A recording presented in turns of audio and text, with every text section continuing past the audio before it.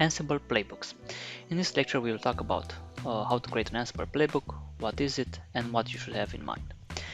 Okay, also after you installed Ansible, everything is in etc Ansible. Here you can add files. It's not a mandatory task here to add your playbooks here, but for better organization I recommend to add them in etc Ansible.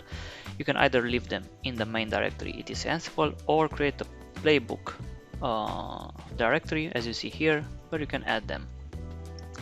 Here we have several files.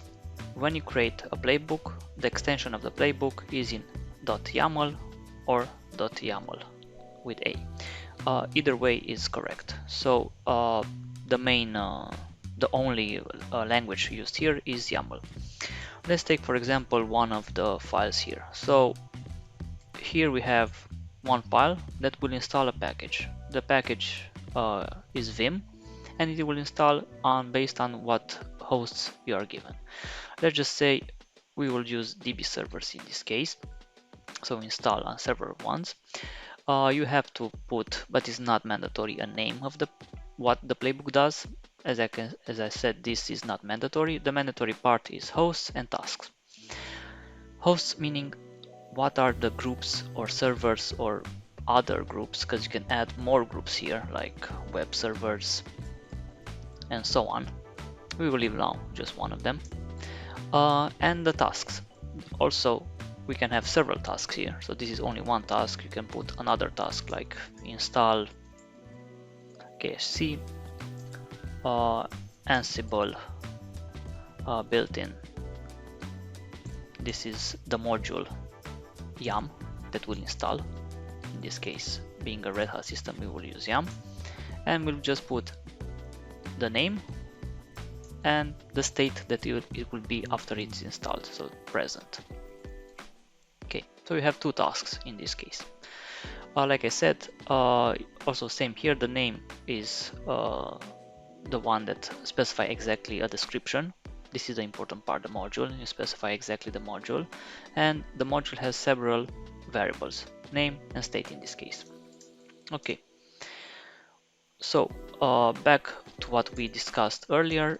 When it comes to inventories, we saw that we have this one. Sorry, it's back in etc hosts like this, inventory. Here we have two servers of DB servers.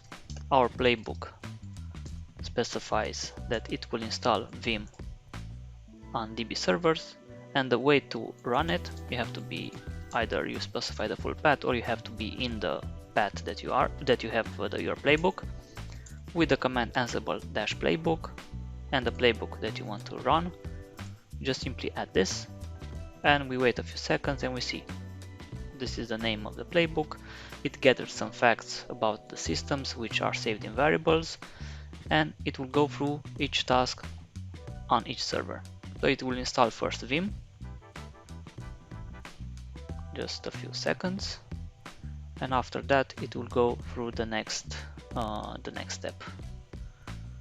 Usually, sometimes depending on the connection, it usually goes through SSH, so keep in mind that you need to have your SSH key added to the systems, and this way it will install remotely without any password prompt or user prompt the packages in this case.